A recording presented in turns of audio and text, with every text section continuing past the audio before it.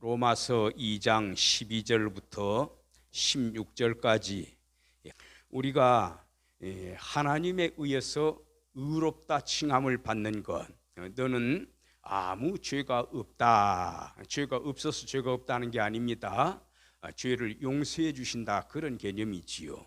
우리가 하나님께 죄를 용서받고 하나님의 백성으로, 하나님의 자녀로 신분이 변화가 됐다 할지라도 그걸 우리가 positional righteousness라고 합니다. righteousness, positional, 포지션이 바뀌었다 그 말입니다. 신분적인 변화입니다. 죄인의 신분에서 로마서 5장 말씀대로 하면은 연약한 때, 우리가 죄인이었을 때, 우리가 하나님과 원수되었을 때, 그때로부터 변화가 되어서 이제는 하나님의 자녀로 신분이 새롭게 변화해가지고 우리 인간의 용어를 좀 차용을 하자면은 하나님의 호적에 입적이 된 거예요. 아들로서 양자를 삼으신 겁니다. 원래 친아들이 아닌데 양아들로 삼으신 거예요. 그걸 똑같이 하나님의 자녀로 인정을 해줍니다. 언약의 백성이 되는 거지요. 그래서 우리가 그때 칭의라고 표현합니다. 하나님께서 의롭다고 칭하셨다. 또 우리 인간의 입장에서는 의롭다 칭함을 받았다, 그런 의미에서 얻을 득자 오를 의자를 써가지고 득의라고 표현합니다. 거기에 의라고 하는 단어가 헬라어의 디카이오스유네라고 하는 단어인데, 이 말은 본래 헬라 시대에 2000년 전, 지금은 어떤지 모르겠습니다만 2000년 전 그때 당시에 복음서가 기록이 될 때 무죄라는 의미로 사용된 단어입니다. 죄가 없다 그 말입니다. 재판을 쫙 해보니까 재판장이 앞에 앉아있고 검사도 있을 거고 변호사도 있을 것이고 피고인석에 죄인이 딱 앉아있고 재판을 해보니까 죄가 없어요. 그러면 그때 재판장이 선포를 하죠. 마지막으로 이제 판결하겠습니다, 선고하겠습니다 하면서 한마디를 하는데, 이 사람은 무죄입니다, 석방하겠습니다 하면서 땅땅땅 하면은 바로 무죄 석방이 됩니다. 감옥에 갈 이유가 없어요. 왜? 죄가 없으니까. 그래서 이때 쓰는 단어가 무죄, 이때 쓰는 단어가 헬라어로는 디카이오스이네. 이 단어가 우리말로 신약성경은 헬라어로 되어 있으니까 신약성경에서 번역을 할 때는 뭐로 번역이 되어 있습니까? 우리말로 번역을 할 때, 한국어로 번역을 할 때 이게 바로 오를 의자입니다. 의인의 반대말이 죄인이라고 했지요. 죄인의 반대말이 의인입니다. 죄하고 반대되는 말이 의예요. 의와 죄는 반대되는 개념입니다. 선의 반대말은 악이지요. 악의 반대말은 선이고, 그와 마찬가지 원리로 의의 반대말은 죄가 되는 겁니다. 죄의 반대말은 의가 되는 것이고, 그래서 이신득이 할 때의 의, 이신칭이 할 때의 의, 요 의는 바로 헬라의 법정 용어로서 우리 한국말로 번역을 했을 때 오를 의자로 번역이 됐지만은 본래 헬라 지역에서는 무죄라는 의미로 사용이 되던 단어였다. 이걸 분명히 알고 계셔야 됩니다. 근데 우리가 정말로 죄가 제거가 돼가지고 무죄가 아니에요. 아니면은 본래부터 죄가 없어서 무죄가 아니에요. 여전히 죄는 그대로 있습니다. 타고난 원죄가 있고, 원죄가 있다 보니까 속성이 타락해져 있고, 속성이 타락해져 있다 보니까 자범죄를 또한 범하게 되는 겁니다. 그래서 원죄와 자범죄에 의해서 계속 원죄는 그대로 있고 자범죄는 죽을 때까지 누적이 돼가는 거지요. 그러면 우리가 죄로부터 자유로우려면, 심판을 안 받으려면, 하나님으로부터 벌을 안 받으려면 죄 때문에 벌 받는 거 아닙니까? 죄의 싹은 사망이라고 했으니 육체적 죽음, 영적 죽음, 영혼적 죽음을 다 당해야 됩니다. 근데 이걸로부터 면제를 받으려면 어떻게 해야 되느냐? 죄를 용서받아야 되겠다. 그럼 죄는 어떤 방법으로 용서를 받느냐? 바로 여기 3번에 표시된 어떤 내용입니까? 예수님을 믿는 믿음으로써 우리가 무죄하다, 너는 죄가 없다, 너는 의롭다 칭함을 받게 된다는 겁니다. 그런데 바울 선생님이 이 로마서 2장하고 그 다음에 3장까지, 오늘은 이제 2장 일부만 읽었습니다만 2장하고 3장을 쭉 이렇게 기록을 전개를 해나가면서 1번 죄 문제 칭의를 받는데, 죄가 이제 문제가 해결이 돼가지고 의롭다 칭함을 받게 되는데, 이때의 이 논리적인 순서를 보니까 율법에 의해서 의롭다 하심을 받을 수 있다고 말을 합니다. 그 다음에 양심에 의해서도 의롭다 하심을 받을 수 있다고 합니다. 그런데 실제적으로 율법에 의해서 의롭다 하심을 받는 자가 있기는 하느냐? 없다 그 말이에요. 한 사람도.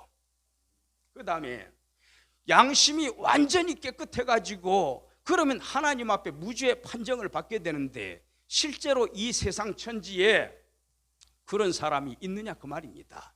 만일 양심에 의해서 의롭다함을 받으려면, 율법에 의해서 의롭다함을 받으려면 이거는 누구한테만 해당되는 겁니까? 범죄하기 이전에 아담에게만 해당이 되는 거예요. 아담도 범죄한 이후에는 양심이 더러워지는 겁니다. 천성이 타락하기 때문에, 원죄 때문에. 또 아무리 자기가 노력을 하고 발버둥을 치고 열심히 살려고 해도, 법 없이도 살 사람이 되려고 해도 그 사람이 한 조목이라도 율법을 안 어기고 다 지킬 수가 있습니까? 아담 시조가 범죄한 이래로 누구나 예외 없이 1번에 의해서도 의롭다 하심을 못 받고 2번 양심에 의해서도 의롭다 하심을 못 받는다 그 말입니다. 그러면 어떻게 해야 되느냐? 방법은 몇 가지뿐입니까? 요 한 가지뿐입니다. 이 한 가지가 바로 예수 그리스도를 믿는 믿음에 의해서만 가능하다. 다른 방법 없다 그 말이에요. 자, 그러면은 이제 율법에 의해, 지난번에 좀 우리가 다뤘던 내용입니다만은 다시 한번 번호를 붙여가지고 체계성 있게 제가 정리를 한번 해보겠습니다. 자, 우리가 먼저 제가 여기 안 적어놨는데 2장 12절을 좀 먼저 볼까요? 2장 12절. 자, 2장 12절에 보니까 무릇 율법 없이 범죄한 자는 또한 율법 없이 망한다. 여기에 율법이 없이, 이거는 누구를 말하는 겁니까? 이 본문에서 율법이 없는 사람들 누굽니까? 모세로부터, 모세 오경을 옛날부터 받지 못했던 사람들 누굽니까? 이스라엘 밖의 사람들, 이방인들을 의미하는 거예요. 율법 없이 범죄한 자는, 율법을 받은 적이 없는 사람이 율법이 뭔지도 몰라요. 우리나라 신라시대 사람들 십계명 알았습니까? 창출 레민신 모세 오경을 알았습니까? 모른다 그 말입니다. 신라시대 사람이 범죄해가지고 하나님께 번제를 드렸다라는 소리 들어본 적 있습니까? 율법을 모르기 때문에 율법을 실천할 수조차도 없는 겁니다. 그래서 율법 없이 범죄한 자, 이거는 누구를 들먹이는 건고 하면은 이스라엘 사람이 아닌 이방인들을 의미하는 거다. 이방인들. 그 다음에 또 대칭이 되고 있죠. 무릇 율법이 있는데도 불구하고 범죄한 자들이 있어요. 율법을 받았어요. 율법이 있고 범죄한 자, 이거 누굽니까? 이스라엘 사람들을 말하는 거예요. 모세 때 하나님이 주셨지 않습니까? 모세 오경을, 율법서를 주셨다 그 말입니다. 그런데 결국 여기에 12절에 보니까 율법이 없어도 망하고 율법이 있어도 어떡하고? 망하고, 결과는 똑같다 그 말입니다. 다시 말하면 율법이 우리를 구원의 길로 인도하는 방편이 될 수가 없다 그 말이에요. 왜 그렇습니까? 사실은 좀 앞서가면은 율법을 다 어떡하지 못하기 때문에, 지키지 못하기 때문에 그런 현상이 나타난다. 그래서 우리 오늘 안 찾아보더라도 로마서 2장 13절을 먼저 한번 봅시다. 하나님 앞에서는, 그러면 율법에 의해서 구원을 받는 의인이 되려고 하면은 어떻게 해야 되느냐? 하나님 앞에서는 율법을 듣는 자가 의인이 아니라 오직, 그러나 굉장히 강조 용법입니다. not A but B예요. B가 바로 뭡니까? 율법을 어떻게 하는 겁니까? 행하는 거, 실천하는 거. 이 사람이 바로 하나님의 법정 심판대 앞에 섰을 때에 너는 의롭다, 너는 무죄하다, 이렇게 하심을 듣느니라. 그런데 아까 2장 12절에 분명히 뭐라고 말했습니까?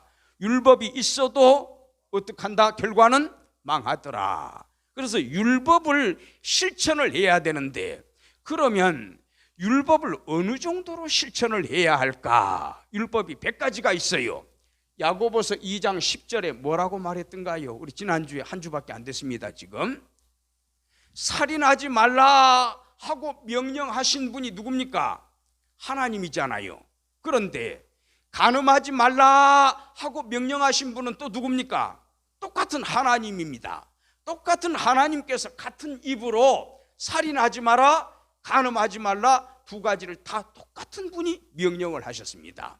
그런데 어떤 사람이 하나님, 나는 살인은 안 했는데 근데 간음을 했습니다. 근데 내가 그래도 살인을 안 하지 않았습니까? 요거 공로를 좀 인정을 해가지고 나를 좀 용서해 주세요. 하나님 법정에서 50%는 지켰으니까, 두 조목 중에 하나는 지켰으니까 너는 의롭다라고 칭해 주세요. 할 수 있다는 겁니까? 없다는 겁니까? 없다 그 말이에요. 하나님의 율법은 어떻게 지켜야 된다?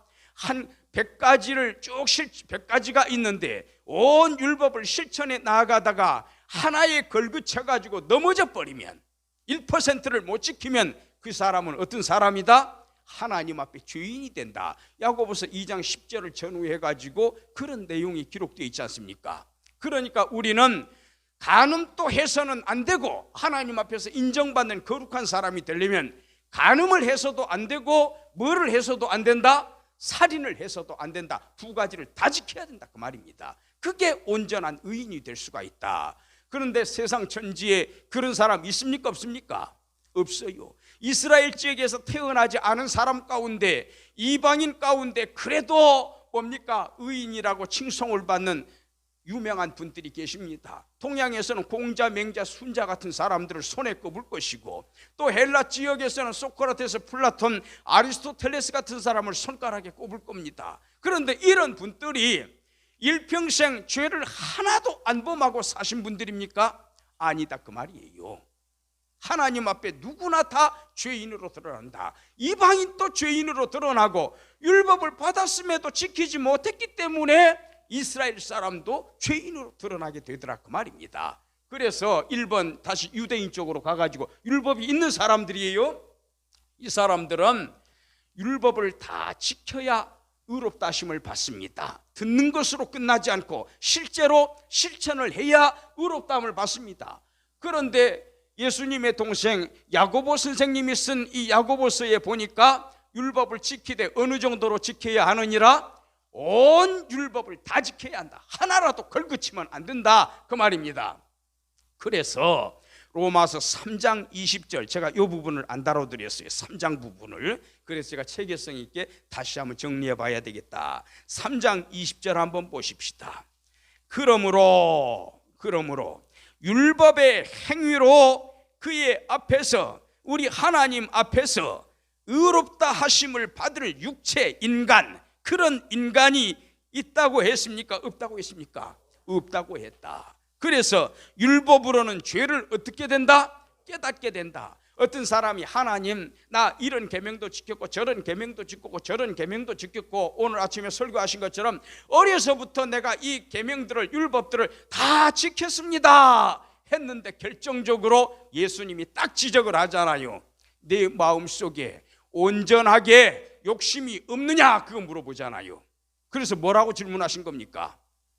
그래, 그 청년이 잘 지켰어요. 나름대로 다른 사람들하고 비교를 해봤을 때 상대적으로 의로운 사람인 거 맞습니다. 자신감이 나름대로 있었어요. 그 사람이 교만해가지고 그 대답한 건 아니에요. 사실대로 자기 딴에는 솔직하게 답변을 한 거예요. 근데 예수님이 자기 자신이 미처 생각하지도 못했던 구석이 아니라 심장 한가운데지요, 정곡을 찔러버리는 겁니다. 네 마음속에 전혀 물질까지도 초월할 정도로, 물질까지도 초월을 할 정도로 욕심 없나?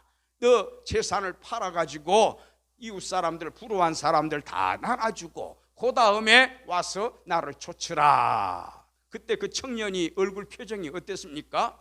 고민하면서, 근심, 부자였어요. 근심을 하면서 나갔다고 되어 있습니다. 나중에 어떻게 됐는지는 모르겠어요. 한 부분에 보면은 예수님께서 사랑하시고 그렇게 돼 있습니다.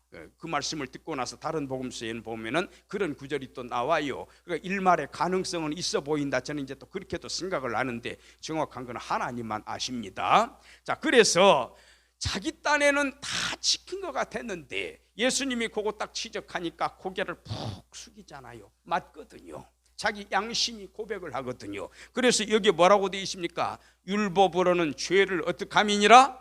깨달음이라. 하나님이 심판대 앞에 앉혀놓고 너 이거 범했잖아 하면은 아, 맞구나, 내가 그걸 모르고 있었구나, 율법으로 탁 지적을 해 주실 때 깨닫고 맞습니다, 내가 그 죄 범했습니다. 그래서 모든 율법을 다 지켜서 행위로 봤을 때 깨끗한 사람은 하나도 없다 그 말입니다. 그런데 21절 보세요.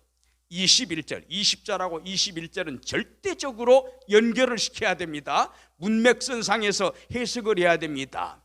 물이 흘러가는 것을 수맥이라고 합니다.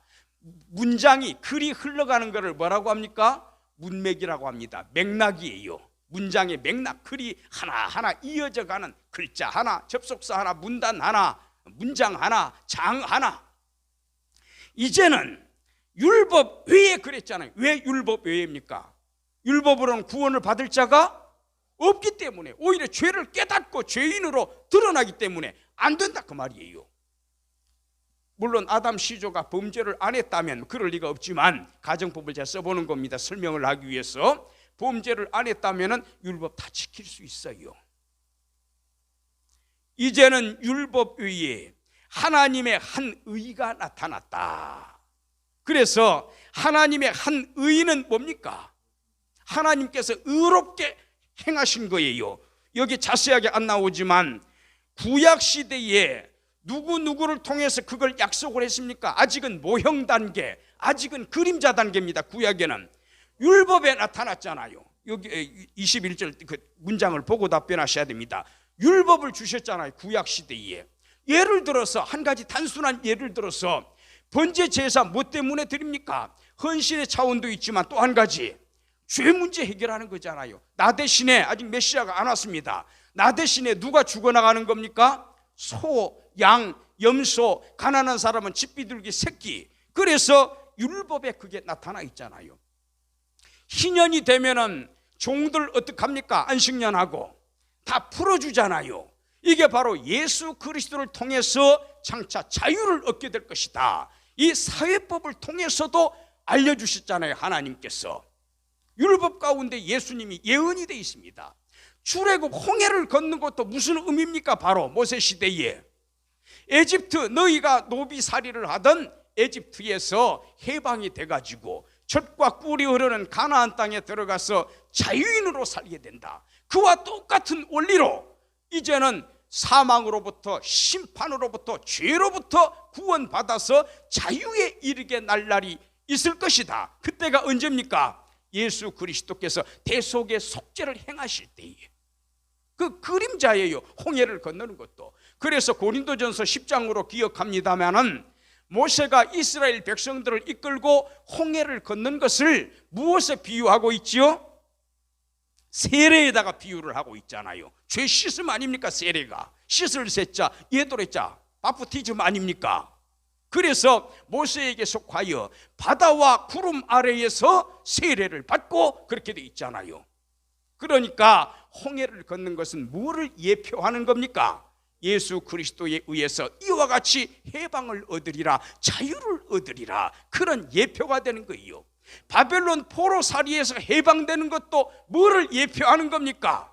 이와 같이 예수 그리스도에 의해서, 메시아에 의해서 너희가 해방이 되는 날이 있을 것이다. 다 모형 작업이고 그림자 작업입니다. 모세 율법에 나타났고 또 누가 나타나서 부지런히 외쳤습니까? 모세 시대 이후로도 계속해서 수많은 선지자들, 단순한 하나의 예로 이사야 선지자가 7장 14절에 그 이름을 처녀가 잉태하여 아들을 낳으리니 그 이름을 임마누엘이라 하리라. 엘이 임마누 하신다. 엘께서, 하나님께서 임마누 함께 하신다 그 말이에요. 이 선지자들이 일어나서 말라기 선지자 예언했잖아요. 예레미야 선지자 예수님 예언했잖아요. 스가랴 선지자 예수님을 예언했잖아요. 호세아 선지자 그게 예수님의 모형이 되는 거 아닙니까? 바람 피운 아내 가가지고 또 싸우고 가가지고 또 싸우고 한없이 사랑하잖아요.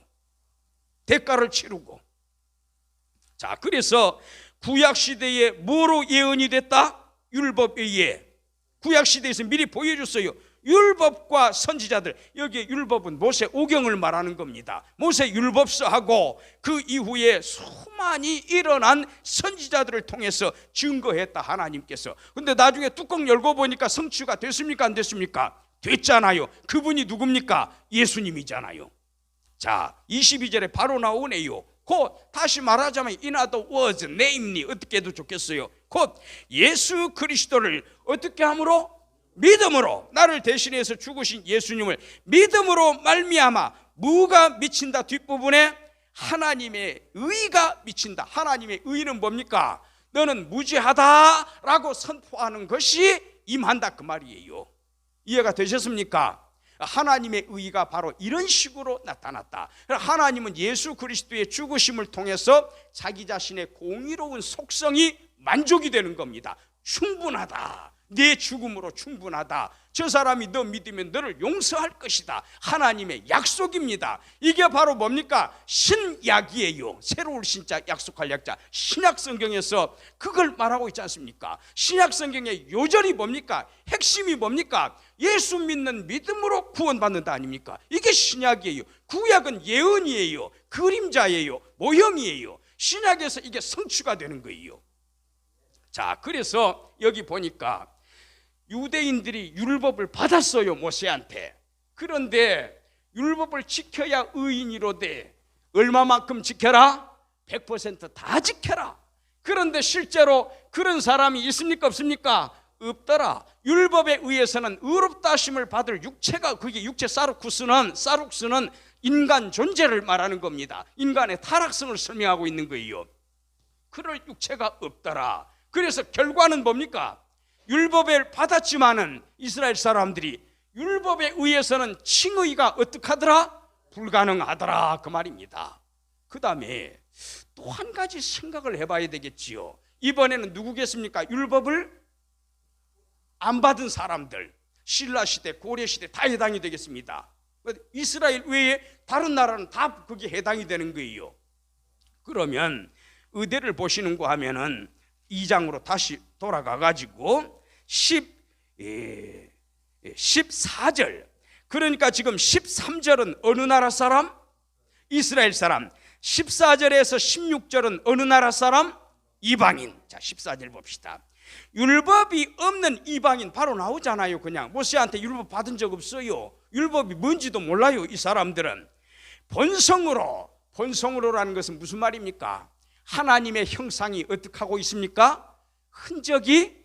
흔적으로 하나님 형상이 남아있는 사람들. 짐승하고 다르잖아요. 우리 인간이 아무리 아담 시조가 타락했기로서니 우리 인간이 짐승과 같이 됐다고 하면 안 됩니다. 하나님의 형상이 남아있어요. 창세기 9장에 보면 그런 말 나오지요. 창세기 9장에 보면 찾아보면 참 좋은데, 창세기 9장에 보면은 노아 시대입니다. 이때는 시대가 아담으로부터 한참 흘러가지고 9장 한 6절쯤에 보면 그런 말씀이 나와요. 사람을 죽이지 말아라. 만일 A라고 하는 소가 B라고 하는 소를 뿔로 받아가지고 죽였다고 합시다. 그러면 뿔로 받아 죽인 A라는 소도 죽어야 합니다. 짐승의 생명이면 짐승에게서 핏값을 받아내는 겁니다. 하나님께서 죽인다 그 말이에요.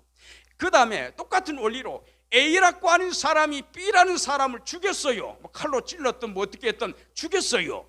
그러면은 살인자인 A를 어떻게 하라고 있습니까? 죽이라고 돼 있습니다. 살인죄의 그 피는 생명이거든요. 그 값을 너도 똑같이 내놔야 된다. 그래서 구약 성경 모세 율법에 보면은 눈에는 무엇으로? 눈으로, 이에는 이로 그런 말이 나옵니다. 똑같은 처벌을 준다 그 말입니다. 그 말은 한편으로 보면은 그 이상의 처벌을 하지 말라는 의미도 담고 있어요. 공정성을 담고 있는 겁니다. 저쪽 집에서 내 아들을 죽였는데 화가 나가지고 저쪽 일가족을 몰살시켜버리면 됩니까? 안 된다 그 말입니다. 그 해당되는 살인자 1대1로 한 사람만 죽이라는 거예요. 이에는 이로, 대운 데는 대운 대로, 주먹으로 때린 데는 때린 대로, 눈에는 눈으로, 그렇게 말씀을 합니다. 그러면은 하나님이 왜 사람을 죽이지 말라고 했습니까? 왜 살인자는 죽여야 한다고 했습니까? 이는 내가 사람을 어떻게 했기 때문이라? 내 형상대로 지었기 때문이니라. 노아 시대는 아담으로부터 한참 뒤떨어진 시대입니다. 그러면은 만일에 우리 인간이 하나님의 형상이 하나도 안 남아 있다면, 짐승처럼 똑같은 존재가 됐다면 노아 시대에 이르러서 내 형상대로 지었음이니라 하나님이 그 말을 했겠습니까? 안 했겠습니까? 안 했겠지요.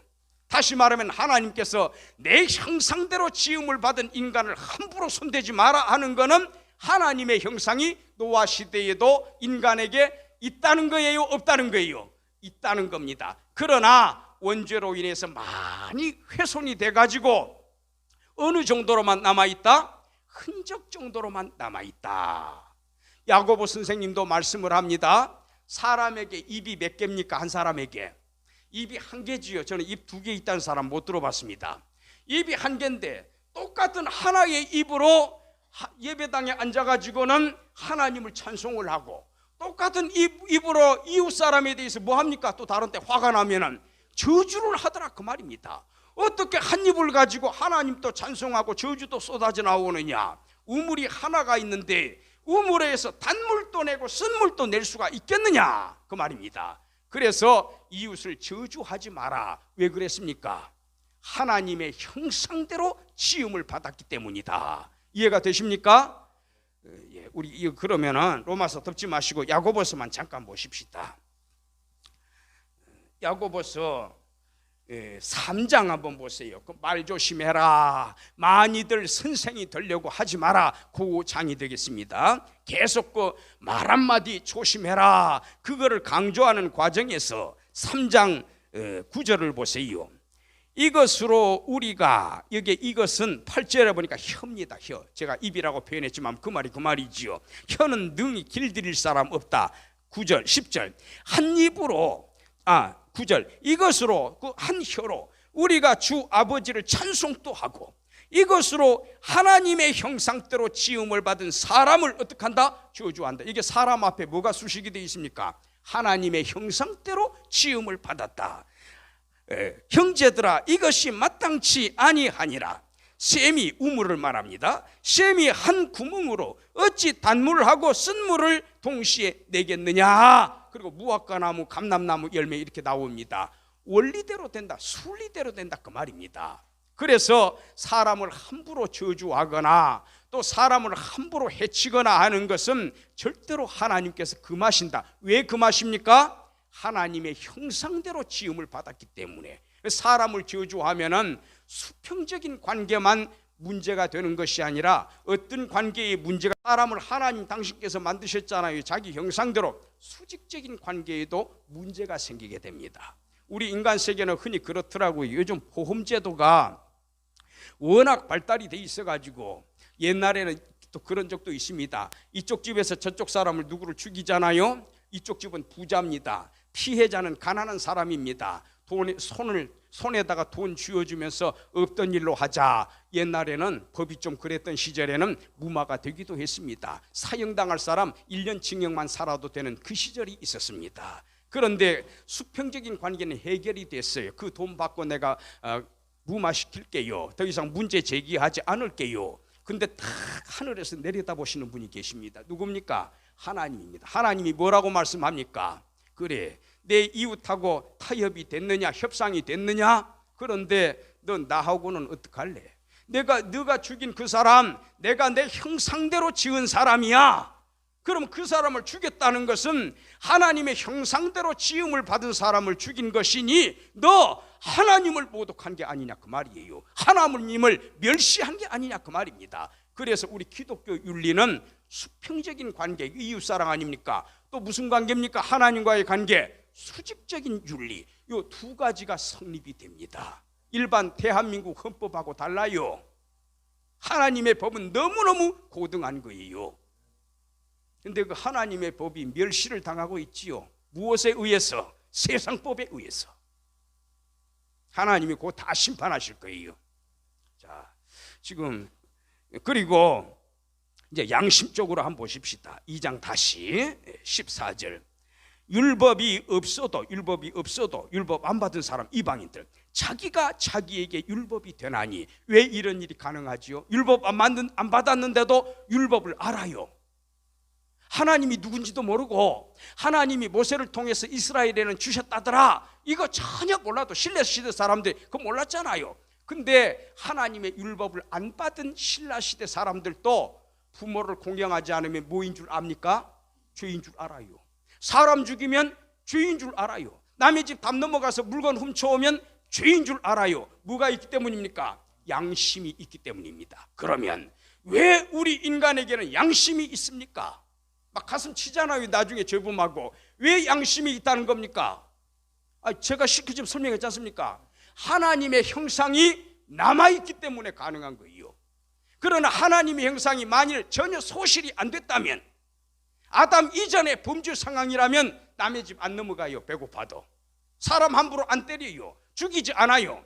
그러나 원죄를 범하고 사람이 타락하다 보니까 남의 집 담도 넘어가고 부모를 모독하기도 하고 한다. 역정보기도 하고 그런다 그 말입니다. 나라를 팔아먹기도 합니다. 자, 그래서 율법을 안 받았지만, 여기 한마디 제가 좀 해석을 덧붙이자면은, 그 이방인이 본성으로 그랬잖아요. 하나님의 형상이 아직 남아있는 그 본성에 의해서 내가 잘못했구나, 자기 자신이 율법이 돼버리는 거예요. 모세 율법을 몰라도. 그 다음에 15절에 이런 이들은 그 양심이 증거가 된다. 하나님 형상이 잔존하고 있기 때문에 양심이 있는 겁니다. 저는 양심이 있는 호랑이 봤다는 소리 못 들어봤습니다. 양심 있는 원숭이 봤다는 소리 못 들어봤습니다. 그 동물들은 본능대로 움직여요. 하나님 형상이 없기 때문에 양심이라는 것을 논할 수가 없어요. 동물의 세계에서는 윤리를 논할 수가 없어요. 철학을 논할 수가 없어요. 본능에 따라 움직입니다.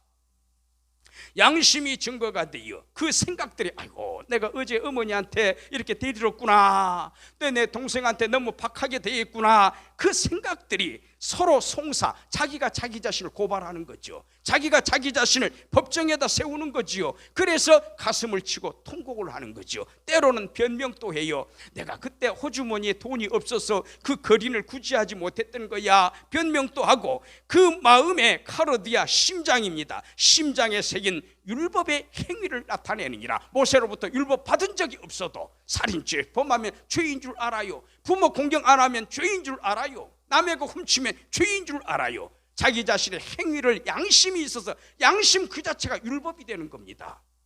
그런데 어떤 사람들은 요 구절을 딱 이렇게 인용을 하면서요, 봐라, 양심 이야기가 로마서 2장에 나오잖아. 이건 뭐를 의미하나? 양심, 하나님의 법을 안 받은 사람은, 예수님이 죽으신 것을 모르는 신라시대 사람들은 뭐로 구원받는다? 양심으로 구원받는다라는 것을 바울 선생님이 말하기 위해서 이런 말 써놓은 게 아니냐. 실제 가톨릭에서는요, 예수님 안 믿어도 선하게 선 사람은 구원받아요. 소크라테스, 플라톤 구원받았다고 말합니다. 초대교회 당시에 순교자 저스틴 마르타라고 하는 분이 계세요. 그분도 그런 똑같은 이야기를 합니다.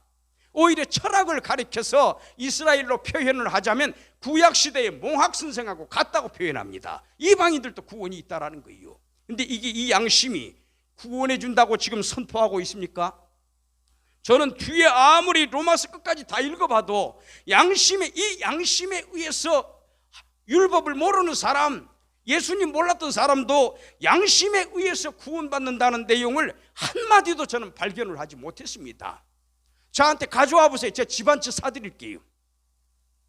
자, 오히려 16절에 뭐라고 있습니까? 계속 이어가지고 곧 내 복음에 이른 바와 같이 하나님이 예수 그리스도로, 이 복음은 오직 누구 믿어야 된다? 예수 믿어야만 구원받는다가 이게 복음 아닙니까? 죽으심과 부활, 예수 그리스도로 말미암아 사람들의 은밀한 것을 심판하시는 고날짜, 더데이, 언제입니까? 예수님의 심판 날짜입니다. 누구를 통해서 심판하십니까? 아버지 하나님께서 예수 그리스도를 통해서 재림을 이야기하는 거예요. 재림 심판. 양심으로 죄를 느끼는 사람도 누구 앞에 서야 된다? 예수님의 백보좌 앞에 서게 된다 그 말입니다. 그 사람 구원 못 받아요. 예수님이 딱 찌를 거 아닙니까? 너 율법 받은 적도 없고 성경책 한 구절도 못 읽어봤고 선교사가 네한테 찾아가서 복음 전한 적도 없고, 그러나 너 양심으로 법 다 지켜서 너 이 몇 월 며칠에 이거 범했잖아. 그러면 꼼짝없이 무릎을 꿇는다 그 말입니다. 그래서 칠판을 보세요. 양심에 의해서 구원을 받을 수 있나? 14절에서 16절로 적어놓으세요. 16절만 적어놨는데 14절에서 16절. 양심에 의해서 율법을 안 받았던 이방인들이 양심의 가책을 느꼈다고 해서 그래서 가슴을 쳤다고 해서 그 사람이 그 양심 때문에 구원받나? 아니라 백보자 심판 때 예수님이 심판주로 재림을 하실 때에 그 앞에서 이실직고한다 그 말입니다. 양심이 다 자기 자신을 고발할 것이다 그 말입니다. 양심의 찔림을 받을 것입니다. 그래서 예수님은 그 사람을 향해서 정죄하시고, 그 정죄가 condemnation 아닙니까? 죄목이 있다 그 말이에요. 죄를 정하는 거예요. 너 살인죄, 간음죄, 유괴죄 정죄를 했으니까 죄의 싹은 뭡니까? 로마서대로 하면 6장 23절에 사망이 뒤따라온다 그 말입니다. 죽이려면 뭐가 내리져야 됩니까? 심판이 떨어지는 거지요. 영원한 심판을 받게 된다. 결론이 뭡니까? 양심에 의해서 칭의가 불가능하다라는 거예요. 율법을 받았던 이방인들은 율법 때문에 망해요. 오히려 율법이 딱딱 지적을 하지. 율법이 검사입니다. 기소를 하는 거예요. 율법을 안 받은 이방인들도 양심에 의해서 이실직고를 하게 돼 있다. 못 숨긴다 죄를. 그러니 율법에 의해서 구원받을 수 없고 양심에 의해서도 구원받을 수가 없나니라. 그러면은 어떻게 해야 되느냐? 유일한 방법이 뭡니까? 구원을 받을 수 있는 유일한 방법이 뭡니까? 하나님께서 마련하신 유일한 방도가 아까 3장 21절에 다시 한번 보세요. 이제는 율법 외에 하나님의 한 의가 나타났으니 22절에 어떤 내용입니까? 예수님을 믿는다. 이 복음을 믿는 거 아닙니까? 예수님의 구원 사역을 그대로 믿어드리는 거예요. 그래서 모든 믿는 자에게 미치는 하나님의 의인이 차별이 없느니라. 여기 차별이 없다라는 게 무슨 말입니까? 너는 피부 색깔이 노란색이니까 너는 구원 안 하겠다 그런 하나님이에요? 너는 갑부 부자니까 너는 내가 구원 안 하겠다 그런 하나님이에요? 너는 남자니까 구원 안 하겠다 그런 하나님이에요? 너는 나이가 어리니까 구원 안 하겠다 그런 하나님이에요? 남자이든 여자이든 늙은이든 요엘서 2장 28절 이하의 오순절 성령 강림이 예언할 때 그 말이 나옵니다. 남자건 여자건 늙은이건 젊은이건 또 제가 좀 덧붙인다면 해석 차원에서 부자가 되었던 찢어지게 나사로처럼 찢어지게 가난한 사람이 되었던 피부 색깔이 노랗든 하얗든 검었든 또 어느 나라 사람이든지 간에 모든 사람에게 복음이 들어가서 그 가운데 구원자들이 있다 그 말입니다. 그래서 하나님은 공평하시다라고 표현하는 거예요. 여기 공평을 잘못 해석을 해가지고 맨카인드 인류 전체를 구원하신다, 76억 명 전체한테 복음을 주신 것이다. 아니에요. 아무한테나 복음을 주시는 것이 아닙니다.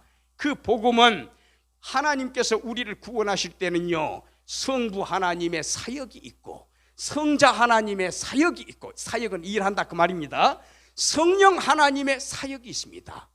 그런데 성부, 성자, 성령께서 백인만 구원하는 게 아니에요. 가난한 사람만 구원하는 게 아니에요. 여자만 구원하는 게 아니에요. 늙은이만 구원하시는 분이 아닙니다. 피부 색깔, 국적, 남자, 여자, 남녀노소, 고관대작 아니면 벼슬 없는 사람, 부자, 가난한 사람 할 것 없이 누구나 구원하신다 그 말이에요. 이게 공평하다라는 의미예요.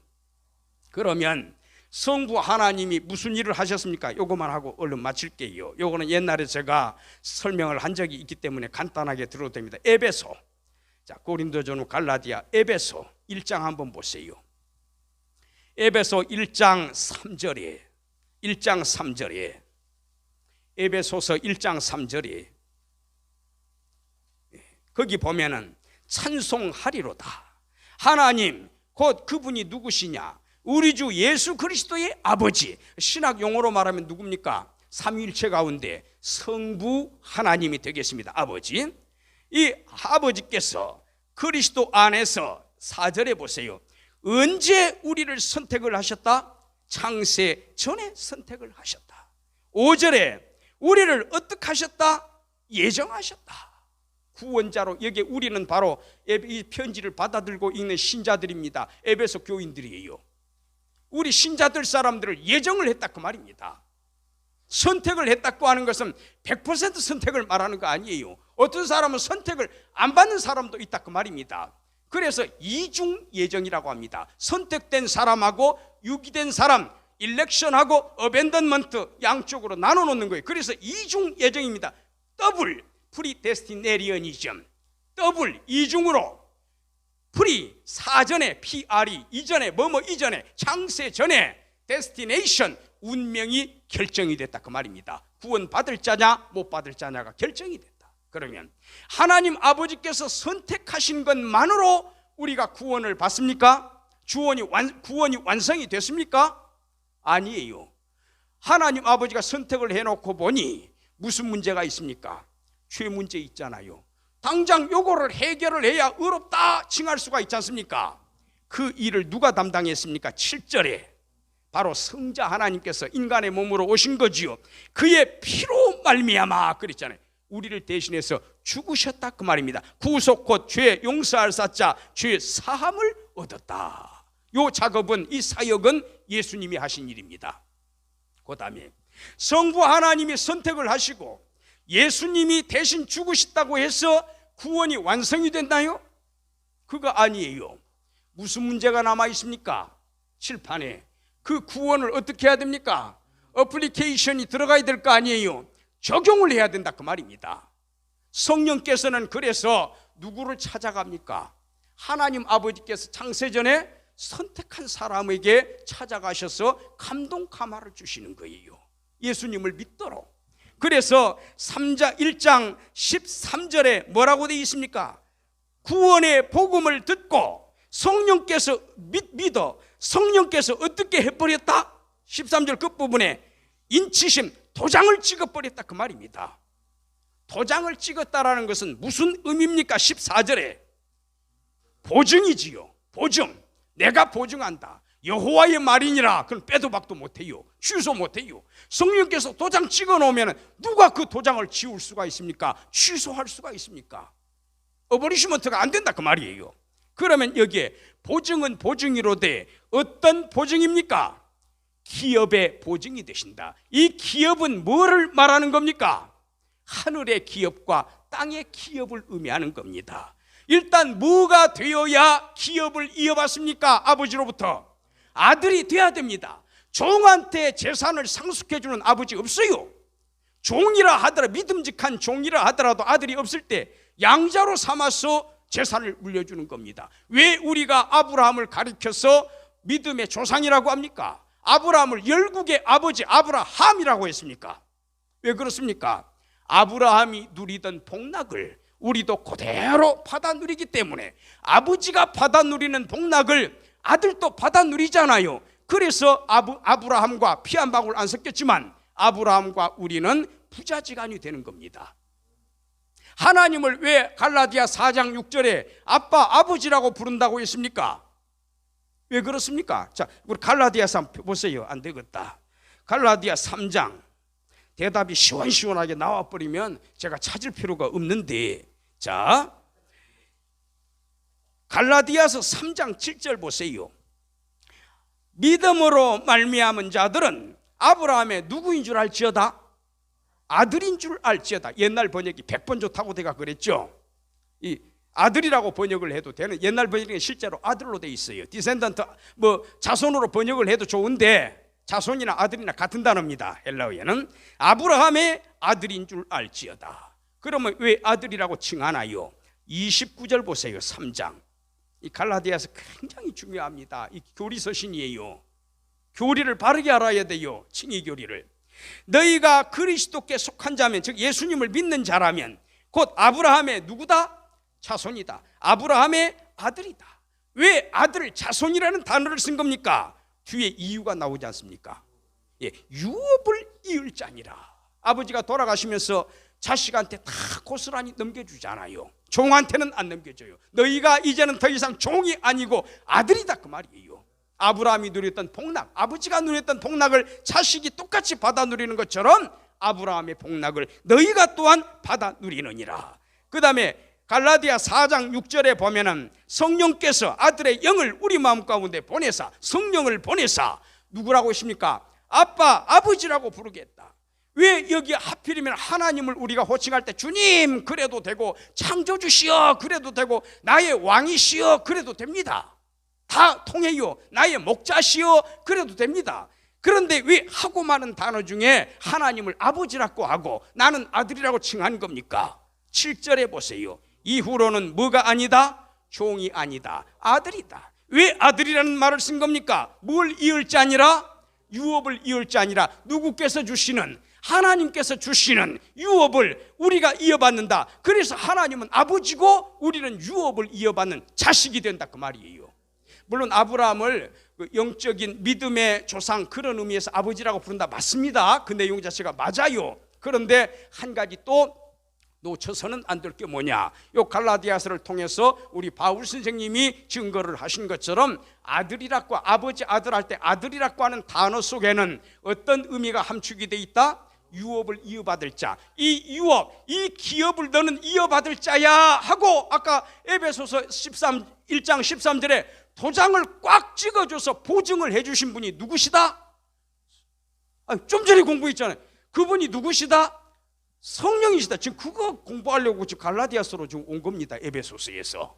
그래서 다시 정리하면 성부 하나님은 창세 전에, 영원 전에, 또 다른 디모데서 같은 영원 전에 우리를 어떻게 했다? 구원받을 자를 선택을 하고, 예수님께서는 그 사람 죄 문제를 해결해야 되잖아요. 안 그러면 구원 못 받아요. 예수님이 그 값을 대신 치르시고, 그 다음에 하나님이 선택을 했고 예수님이 그 사람 위에 죽었어도 성령님께서 가만히 계시면 구원 못 받아요. 성령께서 우리에게 찾아오셔서 우리 마음을 감동 감화시켜 주시고, 너는 죄인이야 깨닫게 해주시고, 너 예수 믿어야 구원받아, 그 믿음을 심어주실 때에 우리는 구원받을 수 있다. 성령께서는 그 구원을 적용을 하시는 분이에요. 그래서 성부, 성자, 성령에 의해서 우리가 구원을 받게 된다.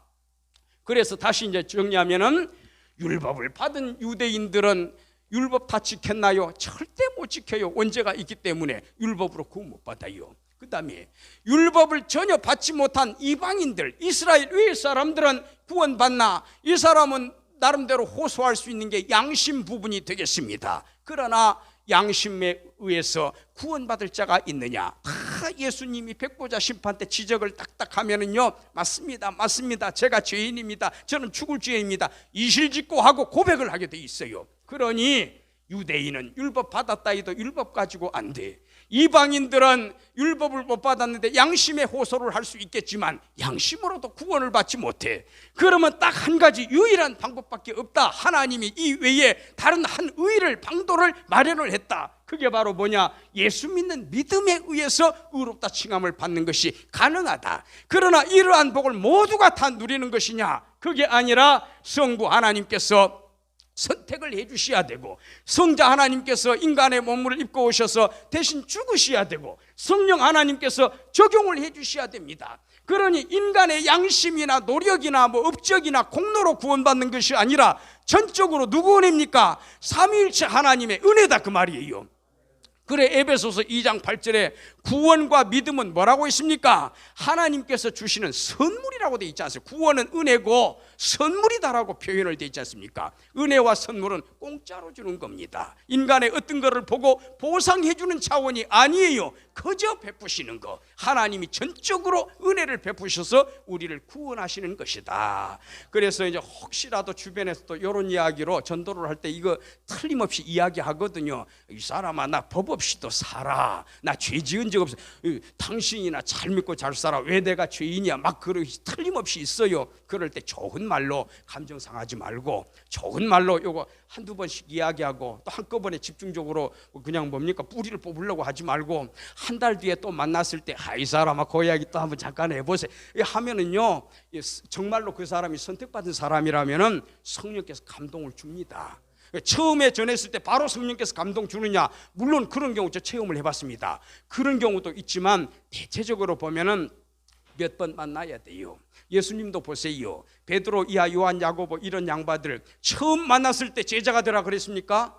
몇 차례 만나가지고 마지막 누가복음 5장 때 배 띄어나라고 거기서 설교하셨잖아요. 나는 죄인이로소이다. 모든 것을 버려두고 쫓았다. 그렇게 돼 있지 않습니까? 그래서 예수님 하는 방법도 보면은 단번에 나다나엘 같은 경우는 단번에 이렇게 포착을 합니다. 마태 같은 경우도 따라와 단번에 포착을 합니다. 베드로 같은 경우는 최소한 서너 번 정도는 사전에 만나신 것 같아요. 방법은 여러 가지입니다. 욕심을 부리지 말고 일주일 뒤에, 한 달 뒤에 또는 석 달 뒤에 자꾸 이렇게 기대감을 가지고 기도하면서 복음을 전하면 정말 선택받은 사람이라면 성령께서 역사하신다. 오늘 여기까지 하도록 합니다.